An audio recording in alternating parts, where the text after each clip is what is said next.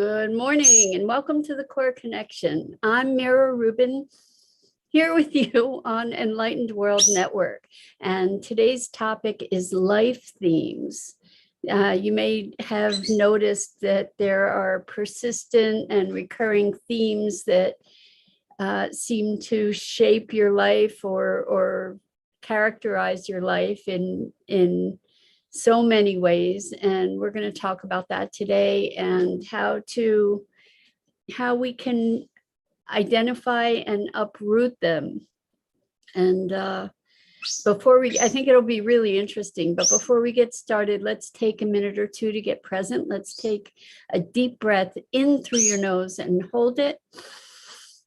And imagine clean, crisp oxygen flooding your lungs, flowing into your bloodstream, nourishing all your cells, all your organs, bringing vital life energy to your body and being.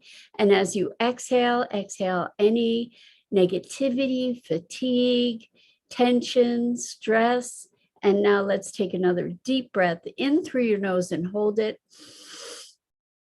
And this time, imagine brilliant, bright light lighting you up from the inside out, brilliant illumination, flooding every cell, every electron, every molecule, and lighting you up from the inside out. And as you exhale any remaining stress, negativity, tension, fatigue.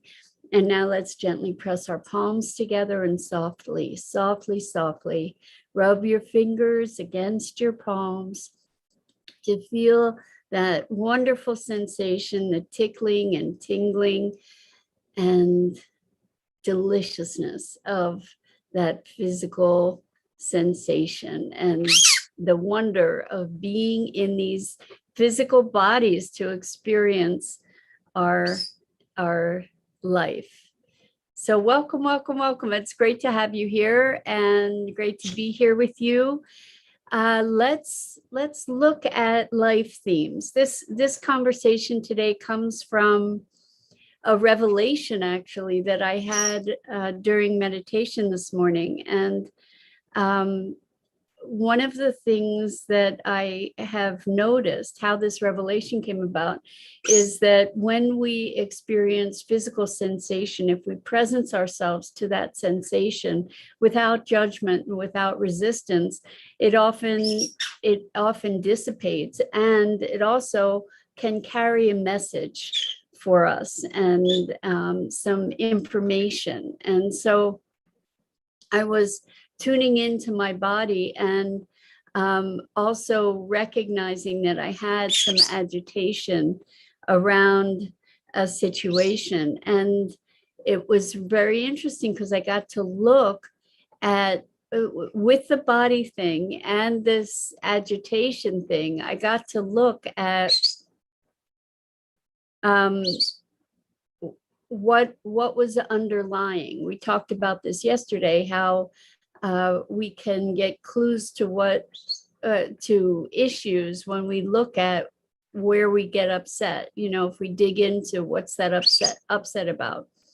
And so in this case, what I recognized was an issue around abandonment that has been a theme of my life, where I've done so much work on it, and it's not in any way near as prevalent as it was, which makes it maybe even more insidious, right? Because it's there, but it's not conscious for me. So or it's not there enough to be detectable or discernible, let's say. So good morning, Bernadette. We're talking about life themes, and I'm using myself as an example where I noticed that there was still some stuff going on for me around abandonment. And like when I talk about life themes, I think this started for me when my brother was born. That I felt abandoned by my parents, like I felt discarded, that they obviously they had a new baby. They had to put lots of attention on a new child, right? So hello and welcome, Andrea. Welcome. It's great to have you here with us this morning. We're talking about life themes. And so for me, this abandonment started when I was 3 years old and became a theme thereafter, just whether it was willful on another's part or whether it was, like when I was 17, I met somebody that I thought was my soulmate, and a month later, I found out that they had died. And, so there was this loss and feeling of abandonment as well. And so I think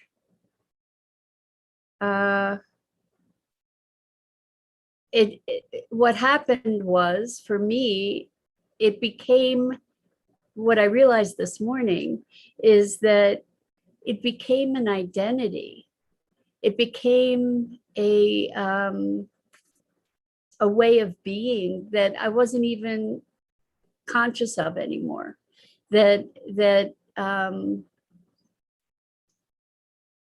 When I was speaking yesterday about the difference between receiving versus grasping, inviting versus trying to hold on to or capture something. And the remnants of that were showing up for me, which was really, really interesting. Bernadette says, at 5, when my parents brought my brother home, I tried to send him back, LMAO. I felt I had been there longer and wanted a girl.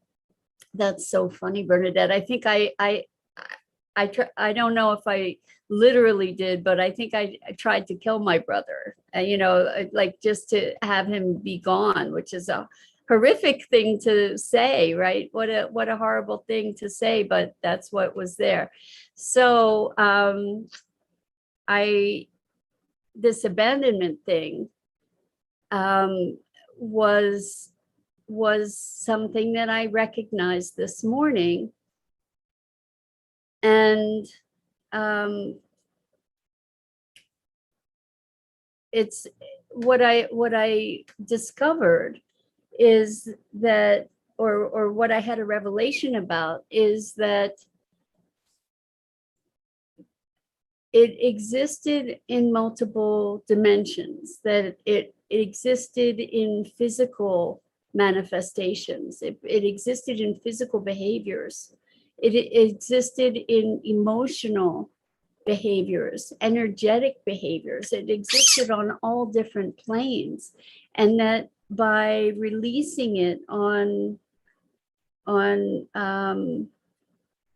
good morning, Josie. Welcome. So good to have you here joining us. We're talking about life patterns. And I'm wondering what kind of life patterns you've identified for yourselves. For me, as I was saying, it was this abandonment issue. And I saw it recently arise. I didn't identify it until my meditation, but I saw it recently arise in my life again, having thought, that this was no longer really an issue. And what I discovered is that I got to, in order to be releasing it, that it got to be released on all these different levels: physical level, emotional level, cellular level, energetic level, spiritual level, that this is, it was not just a theme, that it was actually an identity, a place of being, that almost like, well, kind of in my DNA.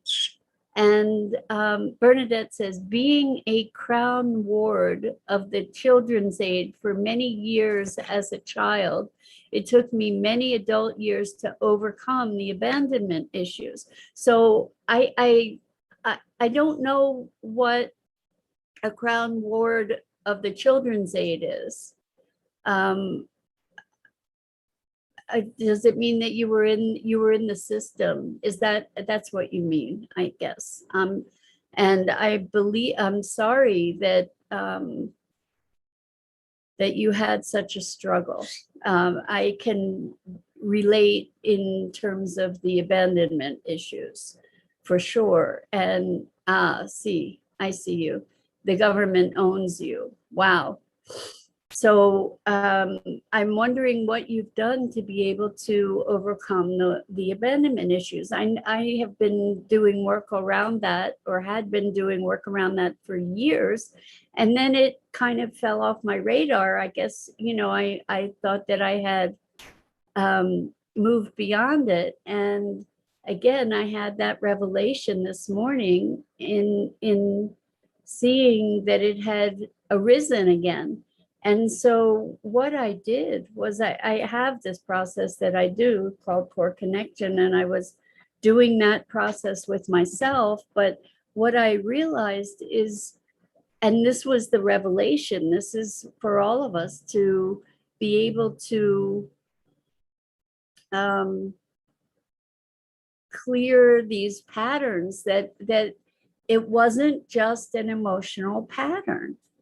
It was a behavioral pattern as well. It was a physical pattern of behavior as well, emotional patterns, actual behaviors that were a part of this pattern. And I'm wondering, if you look carefully at yourself, maybe you can recognize some of these other dimensions of your experience of this life pattern. So Bernadette says, look inward to who you are as a soul person. Allow the you to be exposed, not the situations you've been in. That's beautiful, Bernadette. Really, really. Exactly. We want to be connecting with and aligning with our essential self. The thing is that, and in that alignment, when we're able to be present to that alignment, there's a wholeness. However, these other things, these other patterns of behavior, these other triggers, these other subtleties that maybe aren't even so subtle, are laid over these the soul, right? And we do, in moments of presence, all of the overlays kind of fall away. But in our daily operating life, until we're able to really be present all the time, that these overlays kind of take us over. Bernadette says it boils down to your self-worth. I think that that's definitely a key, for sure. And I think that all I can say is that as much work as I've done, and as worthy as I believe myself to be, there was still some of these abandonment things going on for me. And I'm saying it in past tense because I think I was able to route it all out this morning. And who knows, there may still be remnants that I get to discover. It becomes more and more subtle.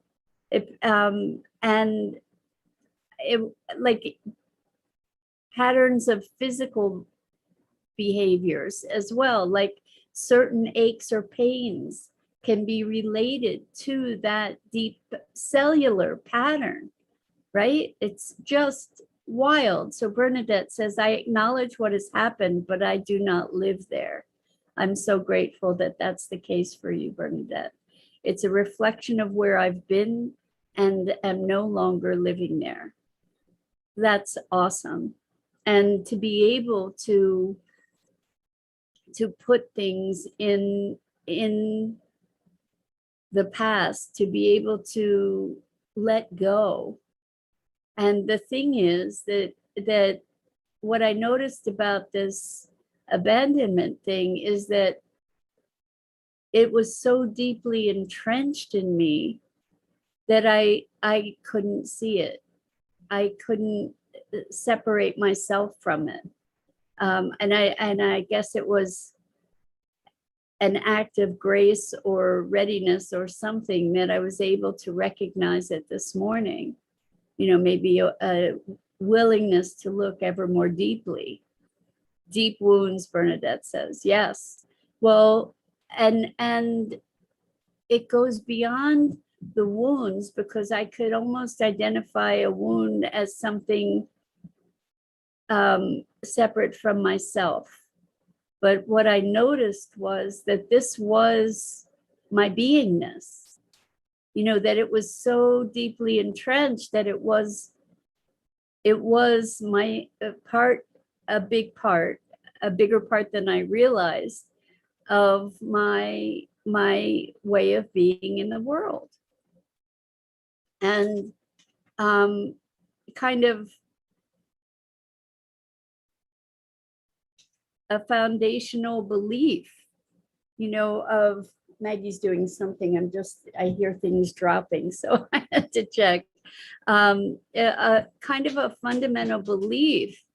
So Bernadette says, I would be curious as to what the trigger was and what made you immediately to the emotions attached to the wounds. So actually, the trigger was something really superficial where, you know, I've been trying to make arrangements to do something with somebody, and there's been a lack of communication. And what showed up for me was some annoyance, and also recognizing that I was emotionally distancing myself from that person, because I was having these stories about, well, they're not reliable, blah, blah, blah, you know. And what I noticed is that my caring was shifting for that person. My emotional connection with that person was shifting. And I was agitated about not being able to have the level of communication that I wanted, you know, that I was desiring. And that it was almost I was having sort of not really obsessive, but for me, kind of obsessive thinking about, well, what do I do about this? And, you know, how do I handle it? And, you know, like this whole big thing. And so Bernadette says, okay, so you had already had a predisposition of what you expected, and that wasn't meant. Exactly. So, you know, there was no communication with this person, but you know, to resolve this, but I was able to look at what was going on with me and to say, well, what's underneath this? This is kind of, you know, this is really reactive. What's going on underneath? And so you're right, Bernadette, that I already had this notion of abandonment, like it was already in me. So I've created that situation over and over in life where I have experienced being abandoned, whether or not, you know, like who knows what the external was, but my internal experience was being abandoned. And as a result, I often created that circumstance. So Josie says, I was also in the system. Wow. Wow, ladies, you guys are amazing, amazing, amazing. And at 61, I'm learning now how not to carry it with me. My father was a horrible person, both physically and mentally. Josie, so sorry for the challenges that you've had to encounter, the pain of the challenges. I know that the challenges we encounter shape us and are a big part of our path of growth and evolution. And therefore, you know, I wouldn't wish away the challenges that people have grown and learned from. And yet there's so much pain, and that teaches us to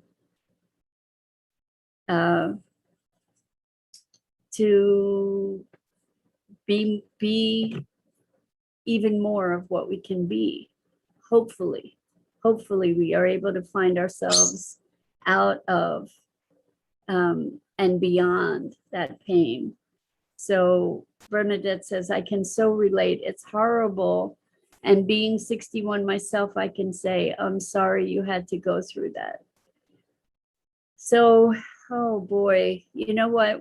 So many of us have experienced such excruciating pain. And the way that I contextualize my pain is that it is what, first of all, I operate under the hypothesis that I chose this life, that I chose every aspect of it, and that all of it has been a gift to bring me to greater awareness and connection and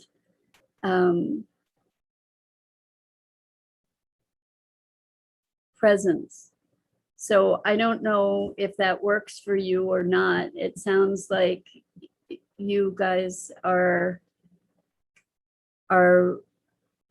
very deep in the transformational process. And when I look at my life from a place of my having chosen it, I feel much greater power.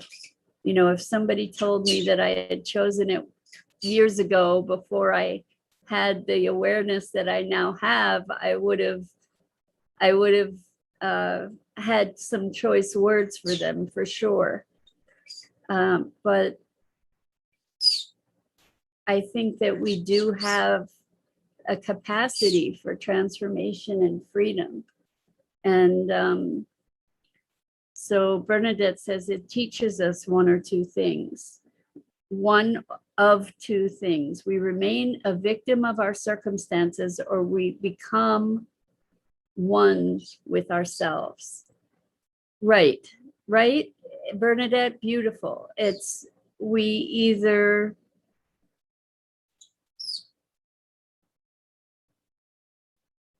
I used to have a saying, or my anthem used to be, whatever doesn't kill you makes you stronger. And the thing about that anthem was I realized after a while that I was creating situations that could either kill me or make me stronger. And so it was good to be able to move beyond that anthem to everything is a gift and everything is unfolding in its perfection. And that way I'm looking for the gift. And yeah, so big stuff this morning, right? So these life patterns, what I discovered, and I hope that is useful to you, is to look at, once you've identified one of those patterns, to look at the different manifestations of it in the different dimensions of being, in the physical patterns and behaviors that are related to that, in the social patterns and behaviors that are related to that, and the emotional patterns or behaviors that are related to that, you know, like this distancing, or this you know, I'm gonna distance myself before you abandon me, kind of thing, in my case. And it was subtle. It was just subtle. So Josie says, I'm a warrior, not a victim. I learn to love myself and others every day. That's awesome. And so the word warrior for me connotes war. You know, like, I'm a fighter. I used to be a fighter in a big way. You know, I was definitely a fighter. And for me, as a fighter, I precipitated a lot of fights that didn't have to be fights. So there's something to be looked at in regard to that as well. I think that, you know, I got that I was a warrior as well. And I think we go through these different transformations in our lives. I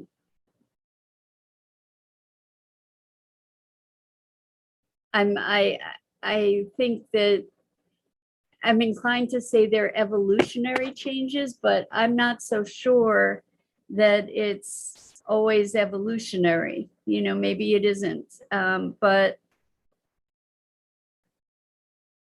I think that we get to be alert to the ways in which we define ourselves. And what I noticed is, for myself, there was still this remnant of abandonment. Like, that was very much a part of my persona. And it's awesome that I'm able to say that in past tense. We'll see, you know, but so Bernadette says, to me, it will always be a matter of, am I still in that situation that made me feel that way? Or is it something I feel comfortable with telling myself? So to me, it will always be a matter of, am I still in that situation that made me feel that way? Or is it something I feel comfortable with telling myself? So what I'm hearing from what you're saying, Bernadette, is presence, being aware when that pattern kicks in, to question it. If that pattern kicks in, to question it and to bring yourselves present. And Josie, about what you said in being a warrior, I addressed the warrior part, but what I love about what you said is I learned to love myself and others every day. And there's no depth, there's no end to the depth that love can reach, which is pretty amazing. And kudos to you to be present to that expansion of love in yourself and for yourself and for others. So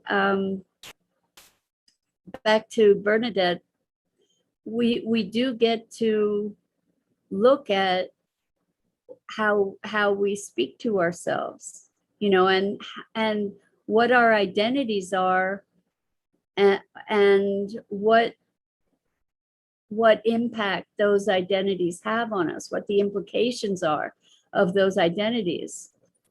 So Bernadette says, I think people think the word warrior represents strength. To me, the word should be survivor. When we allow our strength to help us to survive, we are our true self. And so again, see, this is just so interesting. And I don't know if you'll agree with me or not. This is just my kind of own hypothesis. You know, if I call myself a warrior, then there's war of some sort, right? If I call myself a survivor, there's something to survive, right? And so what if, instead of, because it's an opposition, right? In some way, I'm triumphing over something, with both being a warrior and a survivor. I'm triumphing over something. And I wonder what kinds of identities we can create that enable us to thrive, that enable us to be in harmony, that enable us to be in joy. What words could we use for identifying ourselves that indicate strength, that don't necessarily indicate opposition? See, there's subtleties to these things. And so, I considered myself a survivor for a very long time, and a fighter. And, so Bernadette says, to me, warrior puts us in a place of battle continuously. As a survivor, gives us knowledge. We have overcome. So, yes. And as a survivor, the things that I have survived by again, this is subtle and you may disagree with me, and that's 100% okay. I'm just putting it out there as something for your consideration. When we say that we're a survivor, what we're constantly doing is reinvigorating or giving some life to the thing that we survived. We're invoking the thing that we survived.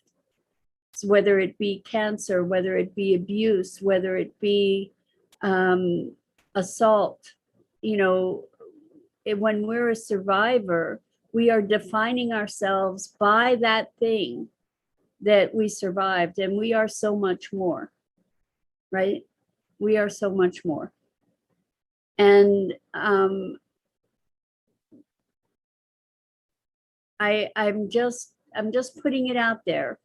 I hope that I'm not ruffling feathers too much, but I'm just putting it out there that we get to look at these ways in which we define ourselves and what those definitions are invoking. So by being abandoned in my beingness, in being abandoned, it was a very far-reaching experience into every aspect of my being without my awareness of it. What I created, but of necessity, because my beingness was abandoned, I of necessity created being abandoned, and having situations that would validate that identity. So I'm wondering, does any of this resonate, Josie and Bernadette? Does any of this resonate, or please feel free to disagree? Feel free to tell me I'm full of it if that's how it seems to you. I'm just wondering, for you, is there a nuance? So Bernadette says, I kind of agree and yet disagree. Cool. That's awesome. We are a survivor. We are a survivor, to me, means there is no situation I cannot overcome. It would be a matter for me of what it is I'm telling myself. That's true. It's how we define it, for sure. And the thing is that even in what you just said, you said there is no situation I cannot overcome. And I am a survivor. And as a survivor, with no situation that you cannot overcome, the way that it showed up for me in my life, and I'm not saying this is the same for you because you may just be defining it differently, I kept creating situations for me to overcome so that I could be a survivor. And I created some pretty intense situations that I overcame eventually. But I'm wondering if, if that's the case for you. Do you find yourself with extremely challenging situations to overcome? And if not, then it's working for you in a much better way than it worked for me. And, I'm not presuming that our circumstances or our experiences are the same. And the same with you, Josie, as a warrior. I mean, being a warrior, there's power and strength in that. And again, for me, it was always being at war. Same thing with being a fighter. I was always fighting. I was always, because things were, I was perceiving things to fight. I was seeing things from that lens. And so now, recognizing this place of identity for myself that was about abandonment, I was able to look at it on all different levels, a cellular level, a physical level, an emotional level, a spiritual level, and to route it out from all those different dimensions. So you ladies, I admire you so greatly for coming to a place of awareness, for experiencing such tragic and powerful pain in your life. Josie says, I am battling life every day. I never learned how to believe in myself, but now I am trying. Josie, amazing. And so much reverence for your courage and your strength, and for you, Bernadette, as well. And the thing is, Josie, you never learned how before. Now you're learning. Now you're learning to believe in yourself. At least I hope that you are. I see that you're trying, and I really, really admire the courage and strength and determination, the power of your will to keep going in the face of such pain. And you're amazing. What you guys have overcome. It's remarkable, and I would never ever presume to take that away in any way, shape, or form. And one of the ways that we get to shift is by shifting our story. And as you see, to move from victimhood to empowerment, right? We get to shift our identity in that, right? It's powerful. And so being a warrior, that's powerful. And it's sounds like it's the perfect identity for you now at this moment in your life. And Bernadette says, my behavior of situations are forever changing as life throws situations at us. I find when I assess the situation, is it my issue or is it my life situations that have allowed me to react? I tend to look at life differently. I don't battle nor survive every situation. To me, it's what's best for my soul. That's exactly what it comes down to, Bernadette, is being connected enough to our soul to be able to respond to circumstances, right? Is it my issue or is it my life situation that have allowed me to react? That's a great question. A great question. And Bernadette, I love that you say you don't battle nor survive every situation. To me, it's what's best for my soul. So that's the context for sure, is like being connected to our heart and our soul. That's where we want to, at least in my perspective, that's where I choose to move toward. That's my ultimate intention, is to be present, to be ever present. And what I started the conversation with is just that I saw myself being. Oh, Bernadette says, situation right now, my phone totally lost power. Wow. Isn't it interesting that we're talking about strength and power and navigating situations. So Josie says, blessed be Bernadette, we are stronger than most. No joke, Josie. Seriously, way stronger, because what you have overcome and what you have been through and what you have triumphed over is so much greater than so many people have had to face. So kudos to you. And again, my deep admiration for your courage and your strength. So this was an intense conversation. I thank you ladies so much for being so candid and authentic in your communications and sharing. And I just so appreciate you.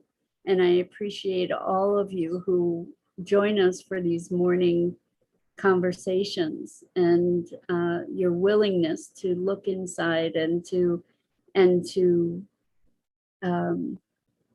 grow. So with that, I'm going to call it a morning. I'm Mira Rubin. This is the Core Connection. And I go live here each weekday morning at 9 a.m. Eastern on the Enlightened World Network Facebook page. And I invite you to check out the other wonderful programming on Enlightened World Network. And so much love and appreciation for you. Until next time, I hope I see you again here.